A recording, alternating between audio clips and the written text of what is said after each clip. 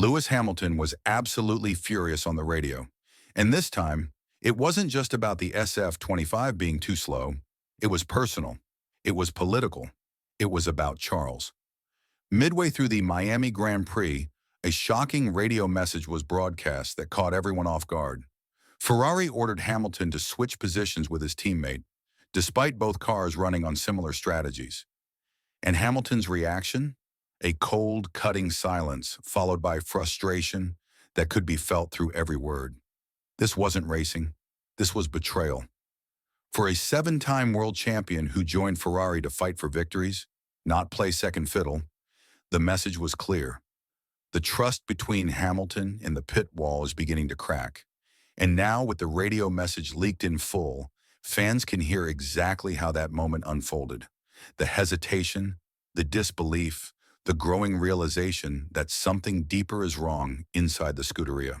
Hamilton wasn't just questioning the call, he was questioning the team's entire approach to racing, and what followed on track only added fuel to the fire.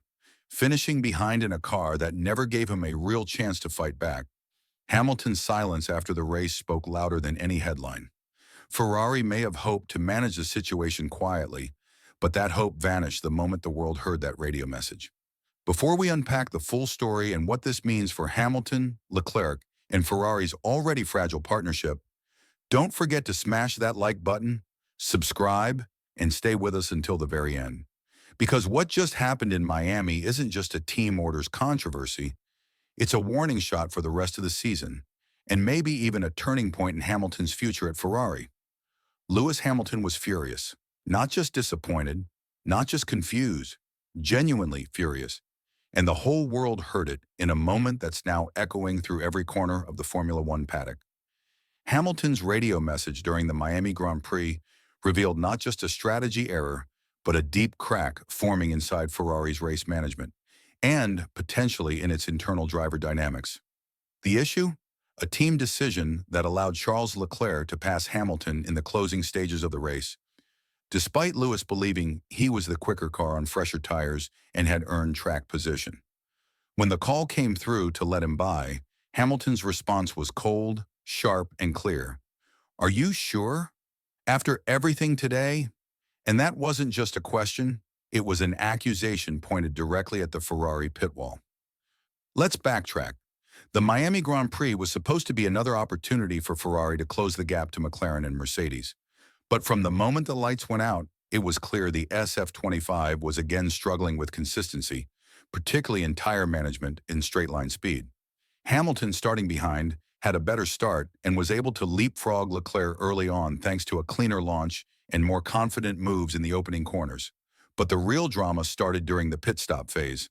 Hamilton stayed out longer, pushing his tires to the edge, while Leclerc boxed earlier. When the stops cycled through, Hamilton was ahead, but on older rubber.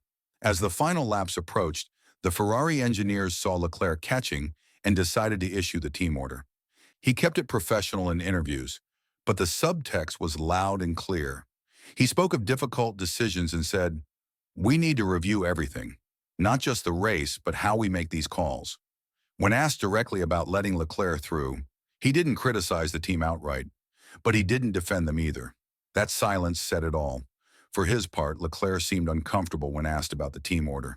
He admitted he was faster at that point, but also said, "We'll talk internally." A sign that he knows the situation is becoming sensitive. We're talking about the erosion of trust, the questioning of priorities, and the growing possibility that this partnership, just 5 races into its first chapter, could already be under strain. Inside the garage, the engineers know that tensions like this don't disappear with a handshake or a PR-friendly post on social media.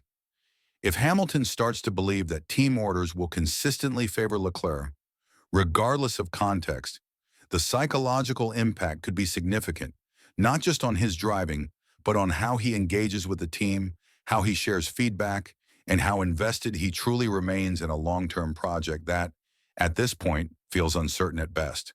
And it's not just about Hamilton. Leclerc, too, now finds himself in a complicated position. Benefiting from a controversial call in one race can lead to resentment later, especially if the tables turn and Ferrari hesitate to return the favor. Drivers remember these moments. Fans remember them too. And in a sport as political as Formula One, favoritism, real or perceived, can poison a team from the inside out. From a competitive standpoint, Ferrari simply can't afford this. They're already being outdeveloped by McLaren. They're no longer a consistent threat to Red Bull. And their biggest off-season acquisition, a seven-time world champion, is publicly questioning the decisions being made around him. If this dynamic isn't resolved quickly and with total clarity, Ferrari risks not only missing out on wins and podiums, but on the very leadership and experience they hoped Hamilton would bring.